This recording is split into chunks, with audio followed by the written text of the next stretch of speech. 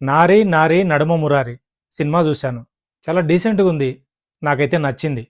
ఇలా ఉంటుందని మాత్రం నేనైతే అస్సలు ఎక్స్‌పెక్ట్ చేయలేదు. ఇద్దరు అమ్మాయిలు, ఒక అబ్బాయి స్టోరీ అంటే ఏముంటది? ఫస్ట్ హాఫ్ ఏదో ఒకటి మేనేజ్ చేస్తారు. సెకండ్ హాఫ్‌లో కన్‌ఫ్యూజను, కామెడీ, ఫైనల్‌గా మమ అనిపిస్తారు అనుకున్నా.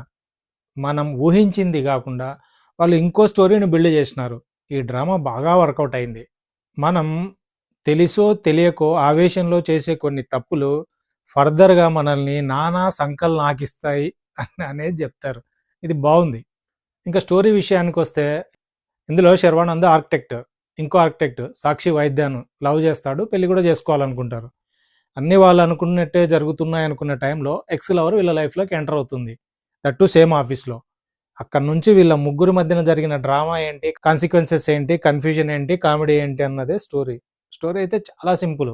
ఈ రైటింగ్ టీము చాలా తెలివిగా స్టోరీ వీళ్ళ ముగ్గురి మధ్యన గాకుండా, ఇలా ముగ్గురికి సంబంధించిన ఒక ఇష్యూ. అది రిజిస్టర్ ఆఫీస్ చుట్టూ ఒక డ్రామాను బిల్డ్ చేసినారు. ఇది బాగుంది. బాగా వర్కౌట్ అయింది.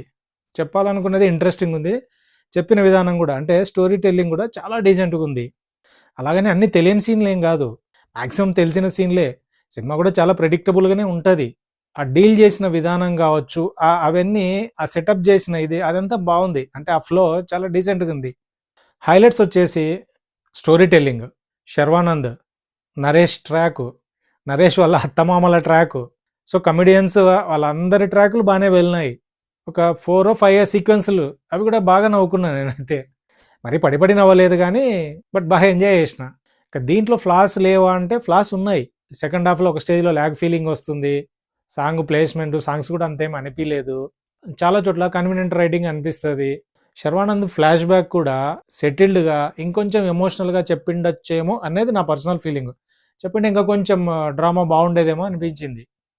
ఇవన్నీ గాదు. అసలు నేను సినిమానే ఇంత ఎక్స్‌పెక్ట్ చేయలేదు. నేను గాదు. మేబీ వాళ్ళ టీమ్ గూడా ఇంత ఎక్స్‌పెక్ట్ జేసినట్టు లేదు. అందుకే ఎక్కడే గాని ప్రమోషన్ లేదు.